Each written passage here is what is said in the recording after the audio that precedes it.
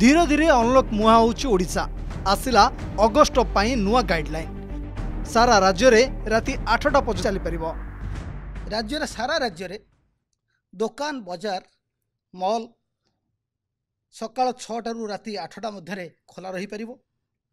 किंतु भुवनेश्वर कटक और पुरी सहर रे समस्त प्रतिष्ठान सप्ताहांत शटडाउन जो हेतु शनिवार एवं रविवार बंद रहिबो।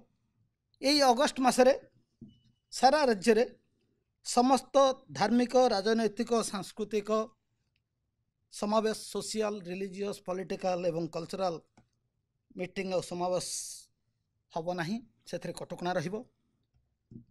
प्रदर्शनी वाणिज्य मेला मेला महोत्सव इत्यादि बारण करा जाइछि। आमे गत मासरे पार्क बंद रखिथिले।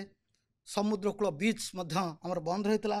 एबे समुद्रकूल एवं पार्क को खोला करा जिवो एवं सेठारे जो माने भ्रमण रे जिवे सामाजिक दूरत्व बजाय करने सहित मास्क व्यवहार करेंगे। राज्यर समस्त आहार केन्द्र खोला रहिबो। सेठारे कोविड नियम परिपालन पूर्वक से माने जो माने आहार केन्द्र रे खाइबे से माने खाई परिबे।